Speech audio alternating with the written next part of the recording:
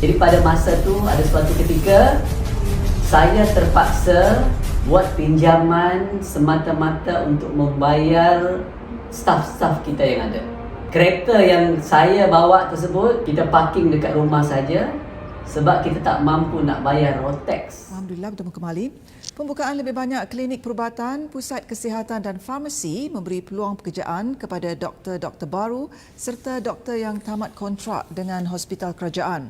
Sejajar dengan matlamat itu, 99 cawangan klinik perubatan, pusat kesihatan dan sebuah hospital pergigian swasta pertama di negara ini bakal dibuka menjelang 2025 menerusi syarikat peneraju perkhidmatan perubatan halal dan patuh syariah swasta MDC Asia Link Berhad atau MDC Asia. Assalamualaikum warahmatullahi wabarakatuh. Saya Dr. Aslan Bacho, founder kepada MDC Asia Link Berhad. Jadi apa yang kami lakukan di dalam MDC Asia Link Berhad, dia merupakan suatu syarikat yang berkaitan dengan healthcare industry, yang mana direction kita, perjuangan kita memperjuangkan halal healthcare provider.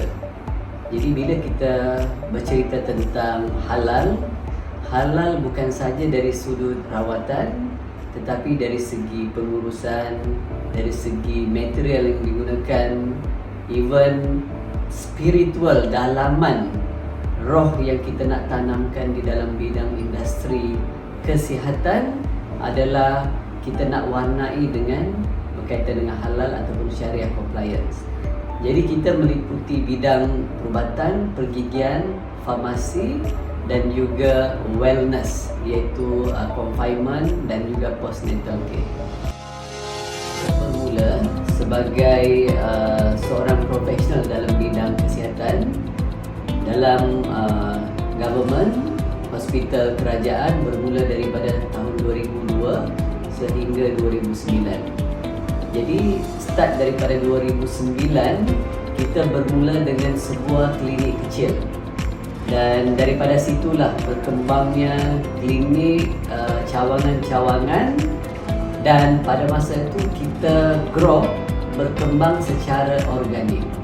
Ini bermakna menggunakan struktur ataupun strategi yang kebanyakan doktor, iaitu bila kita nak set up suatu bisnes, satu klinik, kita pinjam daripada government, institution, bank, ataupun kita panggil rakan partner kita buat satu klinik.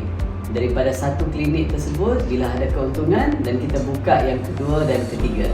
Tetapi dalam dunia bisnes, realitinya tak semua akan berjalan dengan lancarnya.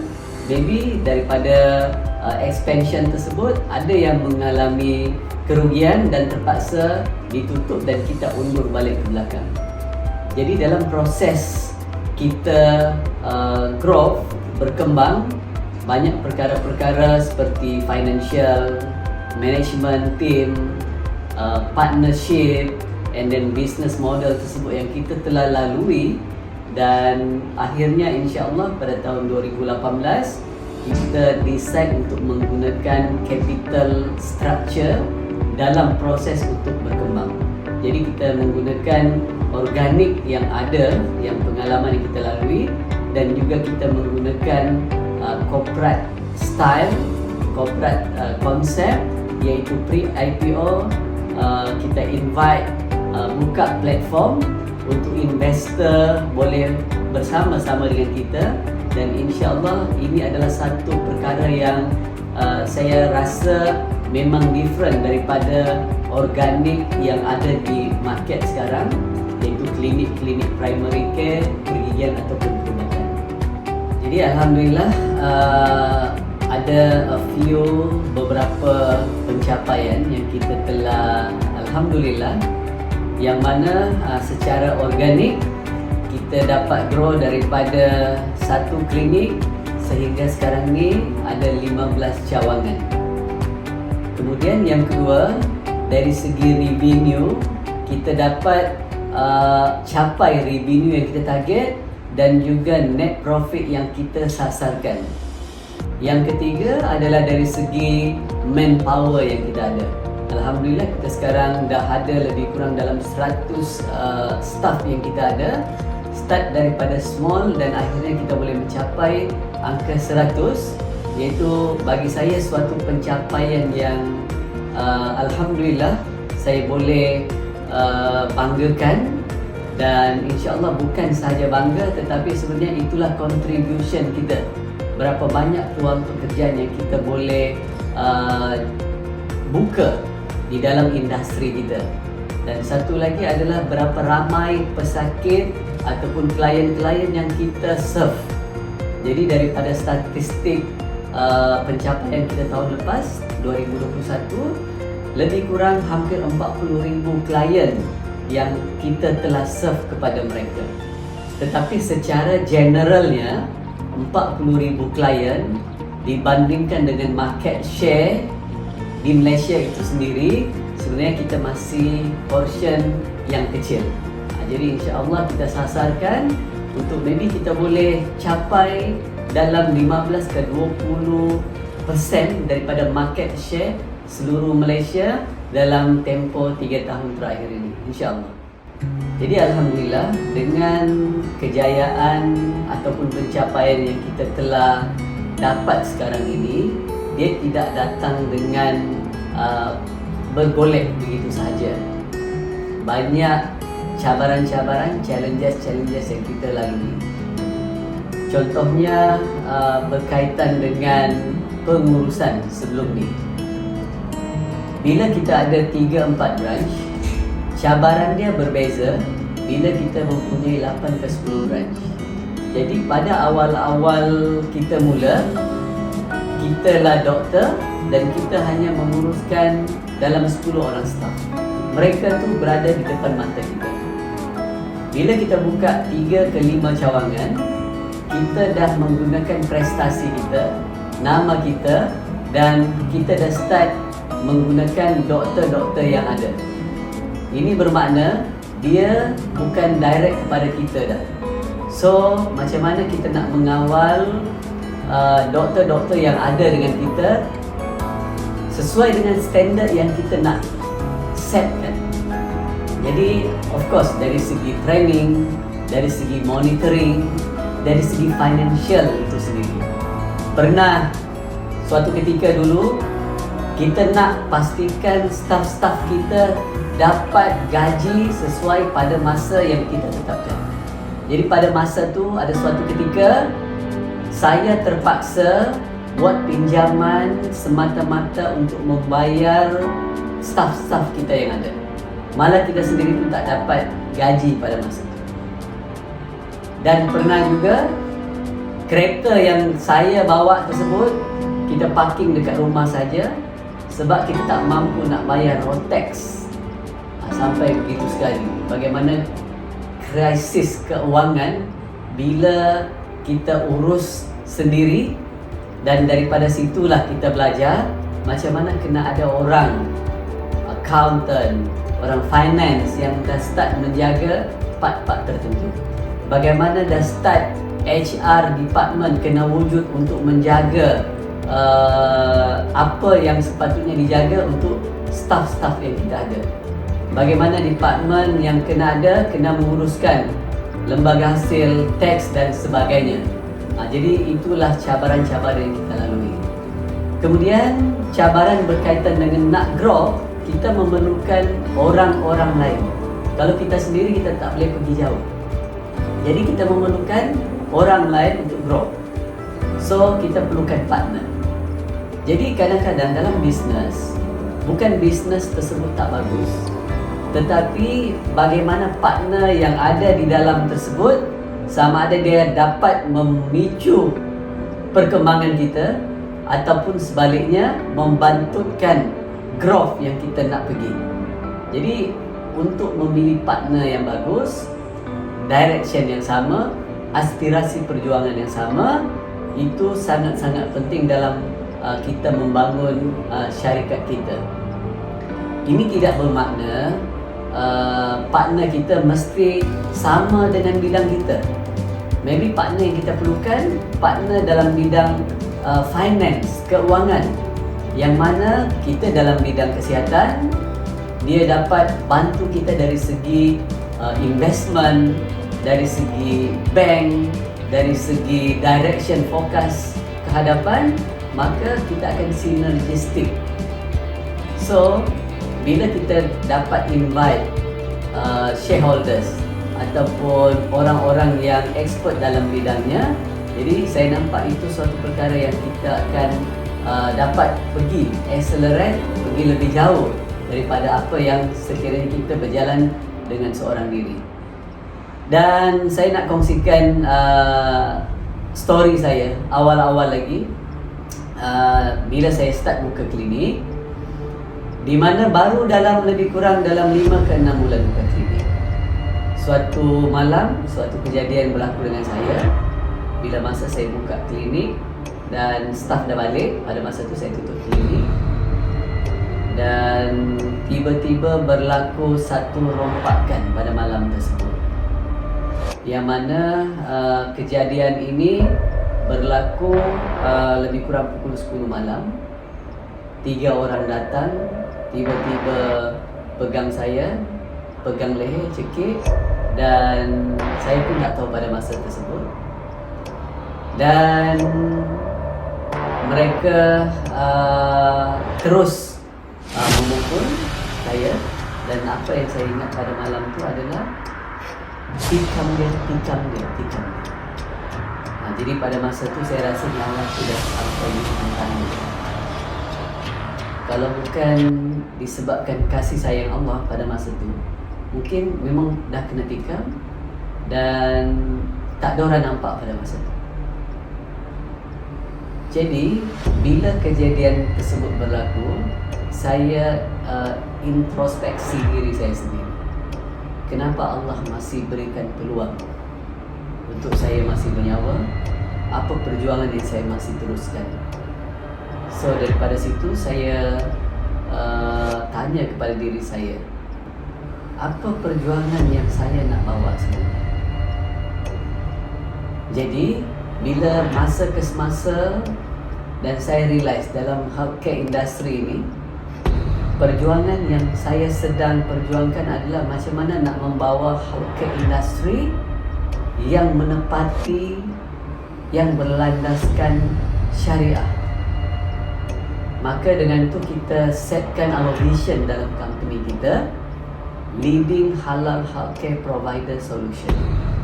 Kita nak pastikan dalam bidang kesihatan ni, in terms of rawatan, penggunaan material, transaksi yang berlaku, pengurusan yang berlaku, semua dalam bidang, dalam landasan yang betul. Kemudian apa yang saya perjuangkan juga sekarang ni adalah bagaimana orang-orang yang tak mampu untuk mendapatkan rawatan kesihatan. Mungkin kalau kita nak pergi ke private healthcare, selalunya kalau kita ada duit, selebihnya kita pergi government hospital, bayar RM2, bayar RM1. Tapi bila kita dapat create the ecosystem, business model yang bagus, dan macam mana kita nak membantu gelandangan, pusat tahfiz, mereka tak mampu, tetapi kita bagi mereka kota, bagi mereka percuma. Jadi kita nak berikan mereka rawatan sama dengan orang-orang yang mempunyai kemampuan. Jadi di situ kita nak membangun ekosistem kesihatan dan kita membantu golongan-golongan ini. Dalam masa yang sama, macam mana sekiranya kita ada kewangan yang kukuh, berapa persen daripada keuntungan tersebut kita jadikan wakaf klinik ataupun wakaf hospital. So itu direction yang kita nak bawa dalam bidang healthcare ini. Dan bagaimana tercetusnya route to IPO, capital mechanism. Bila kita dah cuba untuk berfikir, 1 bulan berapakah keuangan yang kita nak berikan kepada komuniti. Let's say dalam perkiraan kita, sebulan kita perlukan dalam RM500,000 untuk kita wakafkan, untuk kita bantu asnaf, gelandangan, anak yatim dan sebagainya. Jadi bila kita masuk dalam bidang kesihatan dan kita tahu macam mana menggunakan capital mechanism, fundraising, dan dengan cara itu salah satu untuk kita boleh membesarkan perniagaan kita. Dan platform yang kita bina sesuai dengan Suruhanjaya Syarikat, sesuai dengan pre-IPO journey. Jadi saya nampak, Masya Allah, inilah lorong-lorong yang Allah lorongkan kepada kita untuk kita jayakan aspirasi kita, untuk kita berikan manfaat perjuangan kita dalam bidang healthcare kepada komuniti, kepada masyarakat. Harapan saya yang pertama, saya dapat menukar pola pemikiran profesional, terutamanya doktor-doktor, dalam karier mereka. Sebagai contoh, kita dah jadi doktor, kemudian kita nak buka klinik. So, bila kita buka klinik, kita duduk di situ dari pukul 8 pagi hingga 5 petang setiap hari. Dan sekiranya kita masih menggunakan konsep yang sama, selepas 20 tahun pun kita takkan boleh bergerak ke mana-mana. Jadi salah satu struktur yang kita develop, yang kita nak kongsikan kepada doktor-doktor sekalian adalah macam mana kita nak grow bersama-sama. Daripada kita just solo practice, seorang diri, compare dengan group practice.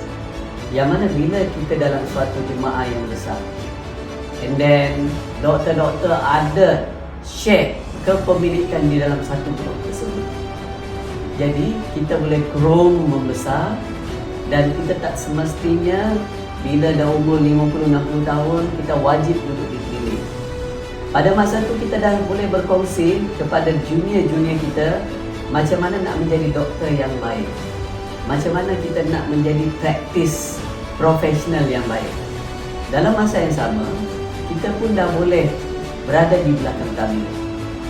Dari segi kepemilikan, kita masih on the company, dan kebijaksanaan kita, wisdom kita boleh ajarkan kepada junior-junior doktor, healthcare industry, dan insya-Allah inilah yang saya nampak moving forward dalam millennium era. So maknanya kita tak boleh jalan seorang diri, tetapi kita jalan secara berjemaah. Dan bila kita di dalam satu grup yang besar, maknanya ada profesional, ada senior yang menunjuk ajar kepada junior-junior apa yang mereka kena buat.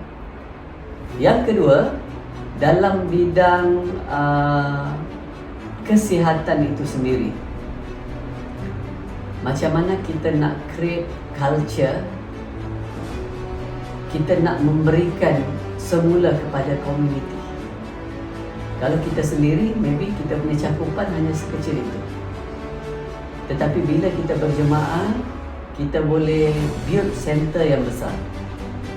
Dan sekiranya kita berjemaah, dari segi pengurusan, manpower, financial kita kukuh. Dan harapan saya, kita create halal healthcare industry ini boleh diduplikat keluar daripada Malaysia itu sendiri.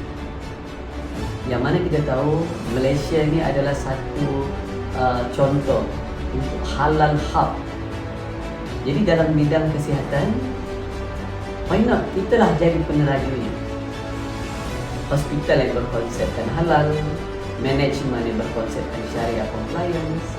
Jadi business model tersebut kita boleh bawa keluar daripada negara kita. Maybe kita boleh tolong di negara-negara yang memerlukan. Maybe OIC country ataupun negara-negara yang miskin.